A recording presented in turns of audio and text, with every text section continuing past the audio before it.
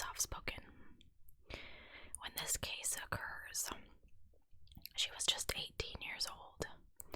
She was popular with her peers, respectful of her parents, and very close to her older sister, Diana, whom she was actually living with in Radford, Virginia, in the summer of 1980.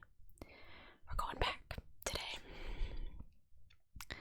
It was late June, and both sisters were taking summer classes at Radford University, where Gina was a freshman, and her sister Diana was in graduate school.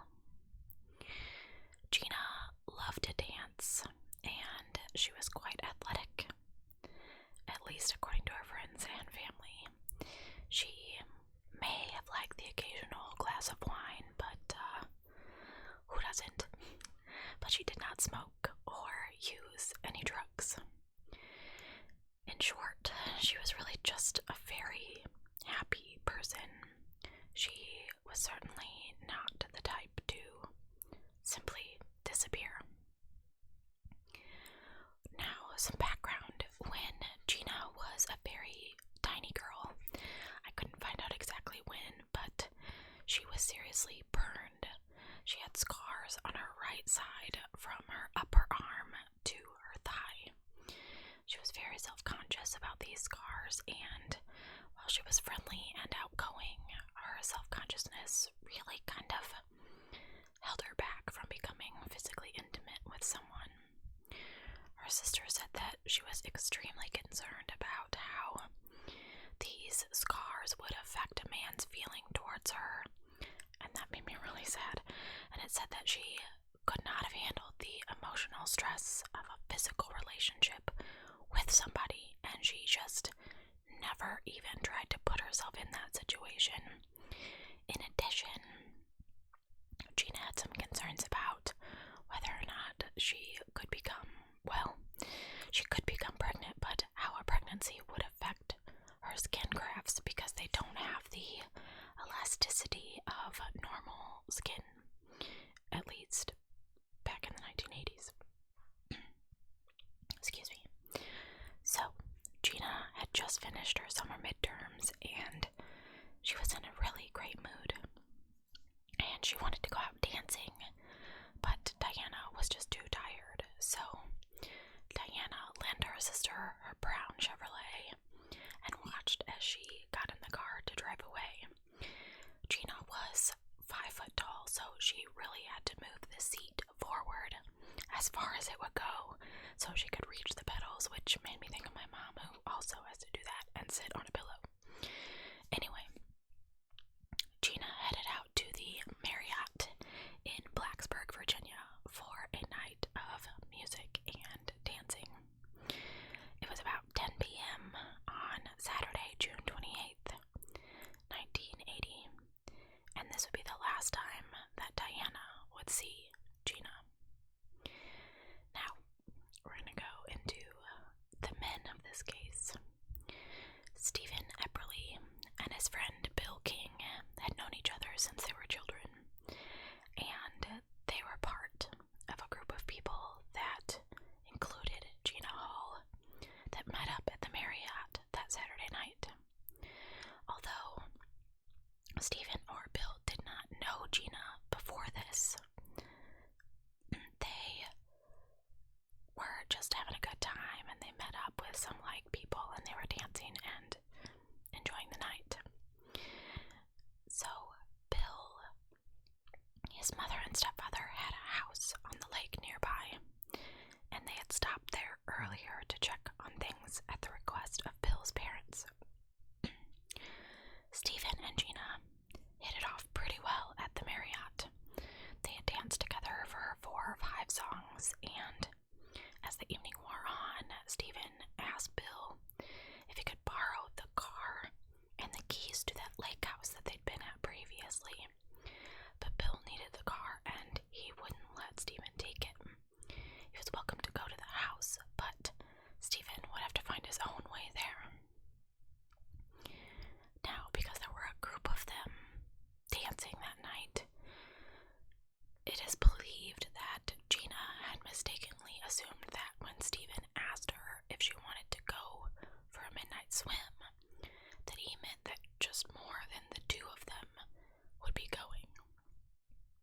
authorities. This is according to his friend Bill.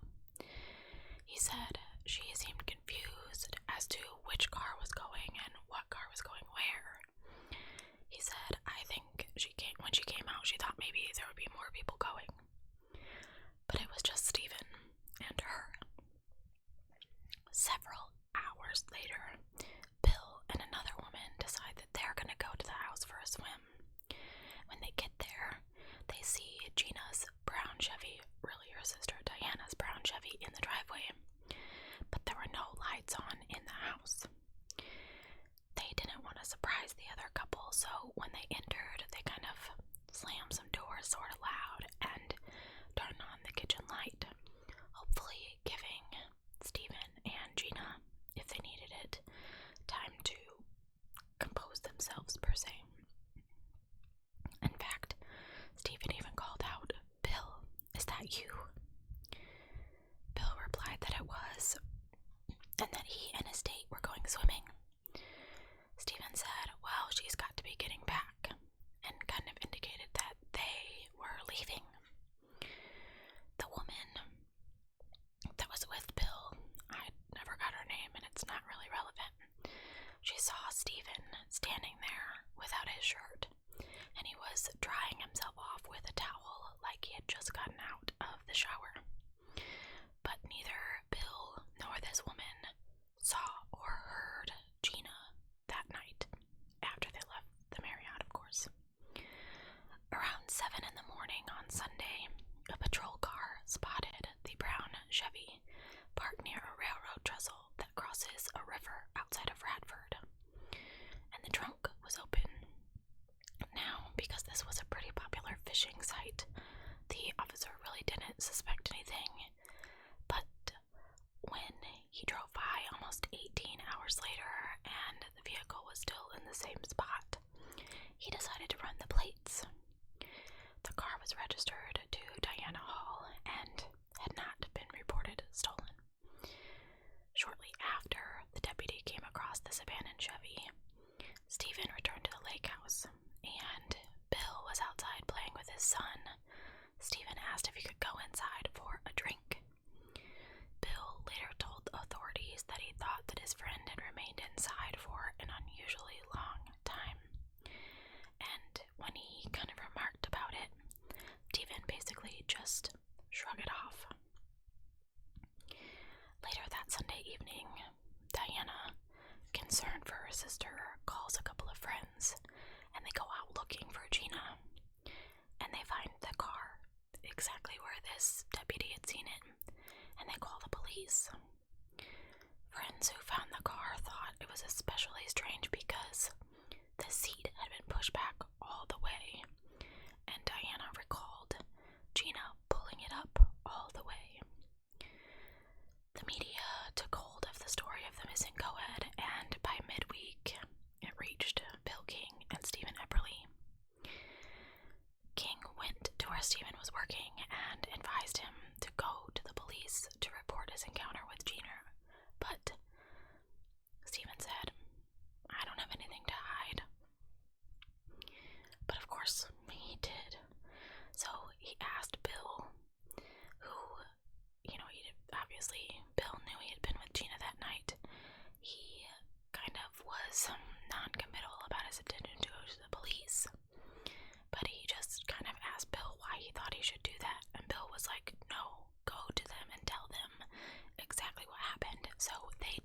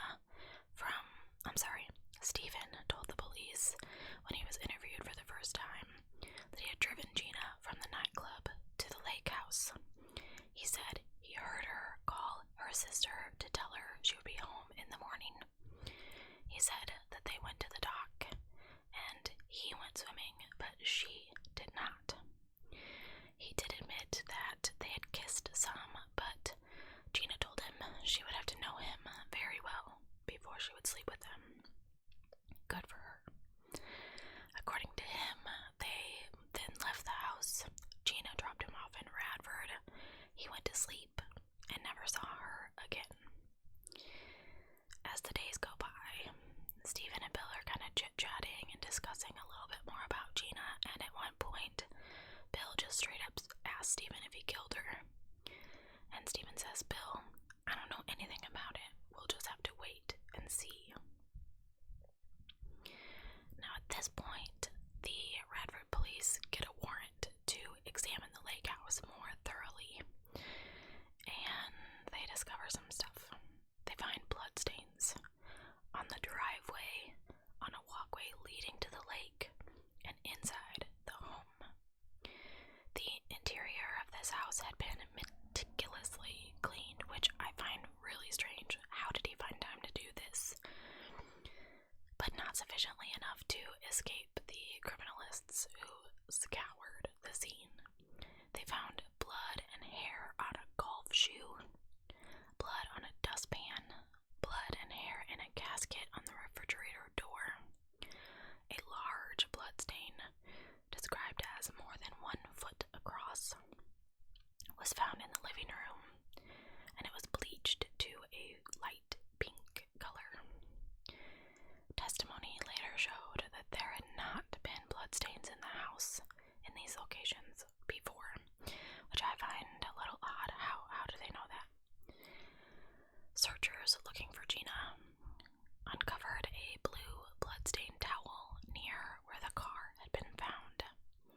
It contained fibers consistent with those found in the carpet at the lake house. Bill's mother later identified it as one that was missing from their lake house. Nearby, a policeman found one of Gina's shoes at the opposite end of the trestle from where the car and the towel were found. 2 weeks later, more searchers found all of the clothes that Gina had worn the night that she vanished. They were tied in a bundle and blood-stained. Forensic testing showed all of the blood on the uncovered evidence was type O, the same as Gina's. The hair found on the golf shoe was identified as a human pubic hair. It did not match Stephen, though, who was now officially a suspect in the police's investigation. In the trunk of the Chevrolet, criminalists found type O blood and hair that matched the ones on Gina's hairbrush, and the blue towel also contained type O blood and held 6 hairs, similar to Gina's. On the bundle of bloody clothing, forensic scientists found a hair similar to Stephen Epperly. But in this case, the most amazing circumstantial evidence, I've never heard of something this exact before, pointed to the most amazing circumstantial evidence that pointed to Stephen's involvement in Gina's disappearance came with the arrival of a tracking dog. This dog was owned by a man named John Preston. He was a retired Pennsylvania state trooper. This dog and John were qualified as dog tracking experts in 17 states. Along with his German Shepherd, he had worked more than 150 criminal cases across the United States. John Preston and his dog arrived a week after Stephen had been first accused by the police of having killed Gina. But this ex-trooper was not told by Virginia authorities that they had a suspect. Neither Preston nor the dog, which I never got a name for, makes me sad, had been to the Radford area before. Police secured a warrant for a piece of Stephen's clothing, and then Preston and the Virginia authorities returned to where Gina's car had been left and let the dog acquire the scent from the clothing. The dog began to do what is known as a casting search, passing back and forth in an ever-widening arc in attempt to pick up the scent. The dog picked up the suspect's smell about 100 yards from where the Chevy had been found. He left the road. He headed up a grade toward the railroad trestle and started walking along the tracks. The dog led his handlers on a roundabout tour of Radford, amazingly touching each location where searchers had found the items related to Gina. John Preston would later testify that the dog indicated the scent had paused at 3 locations as if the person had spent some time at each point. The pauses occurred at each of the places that searchers had recovered evidence. From the railroad tracks, the dog followed the trail through a box factory, a railroad switching yard, across the parking lot of the new River Valley Shopping Plaza, and past a self-serve car wash. Finally, the dog entered a subdivision and walked up to the front door of a house and sat down.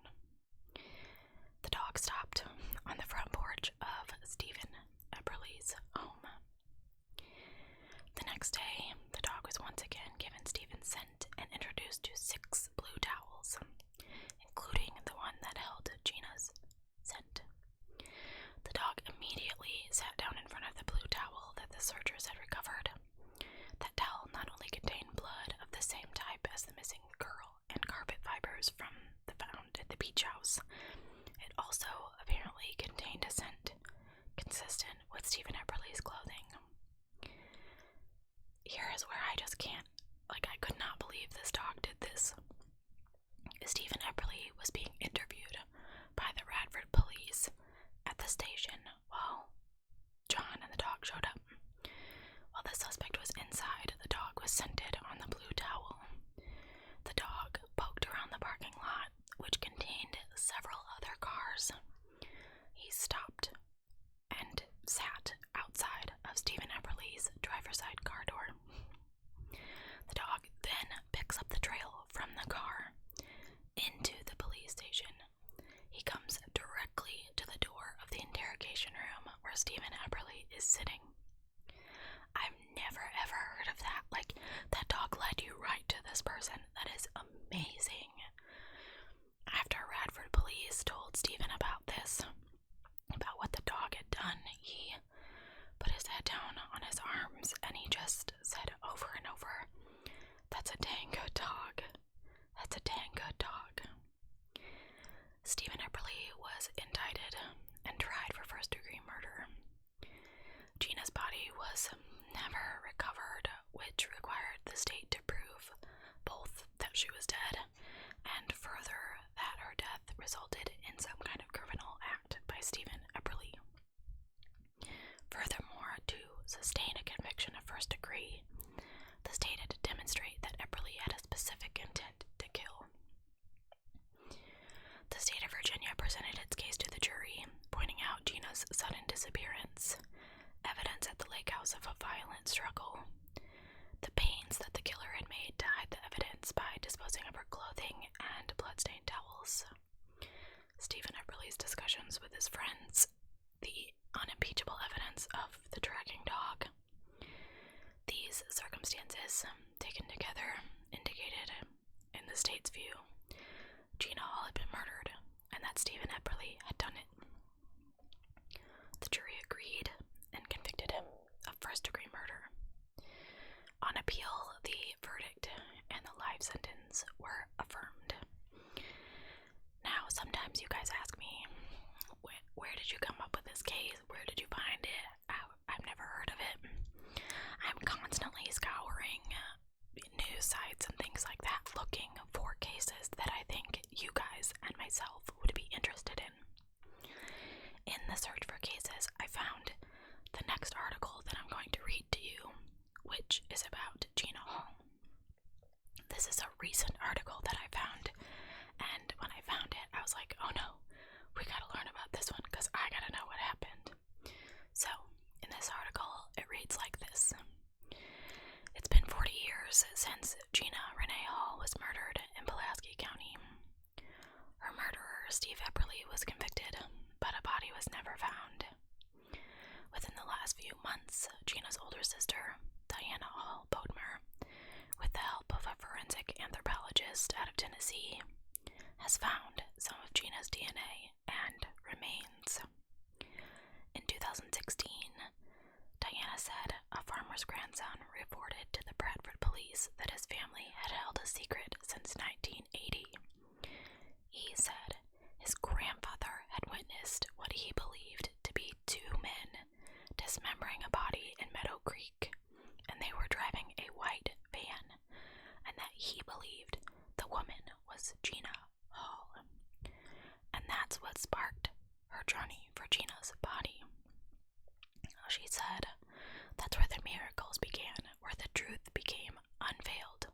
It's when the pieces of the puzzle started showing up and fitting together. And now I have the truth.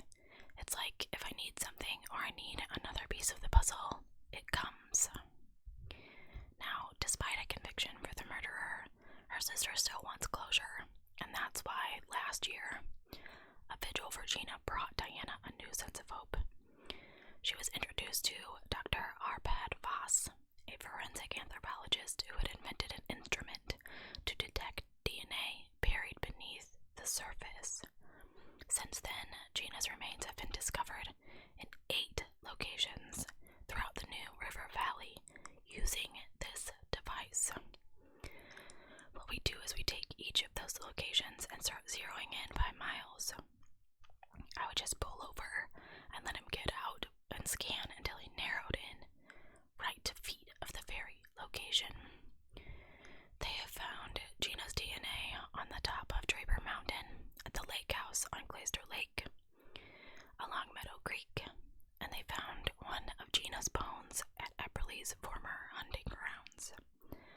Diana says some of the locations were on their radar in 2016, but not all of them. I think it's absolutely, there's a train, I'm sorry, absolutely crazy that this device can still locate DNA after 40 years.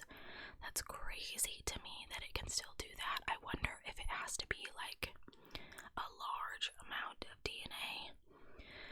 The fact that they found one of her bones is sad, but must have brought some kind of sense of relief to her sister to at least have a part of her sister so that they could, I don't know, cremate or bury or something. I just don't think I could stand it to not know where my sister's remains were located.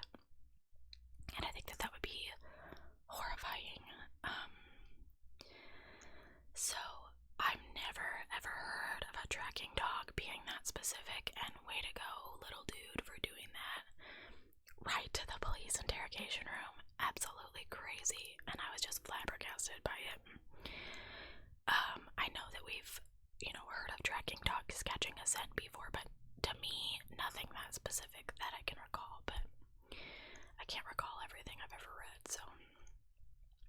But this case is just so sad to me. She was 18, she was getting started in school and in her life. She'd finished her midterms and just wanted to go out for a night of fun. I know I did that several times, and she was kind of bamboozled into going to swim with this guy at the lake house, thinking that the whole group of them were going. In fact, drove herself there.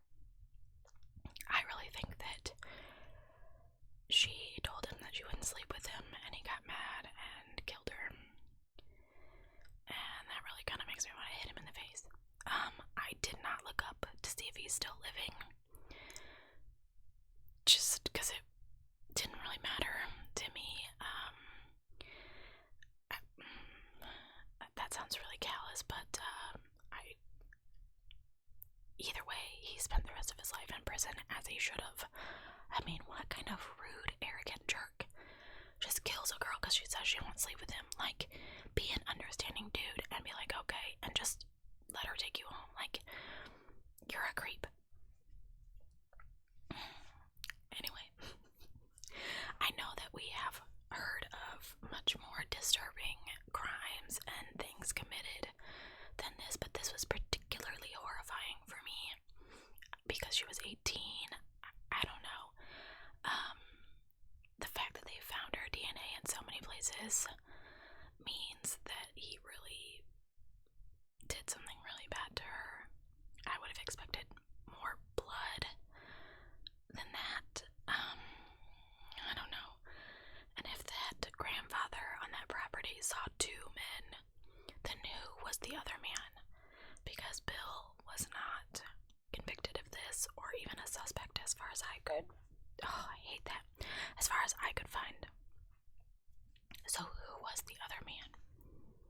And did he get away with it? Yes, he did.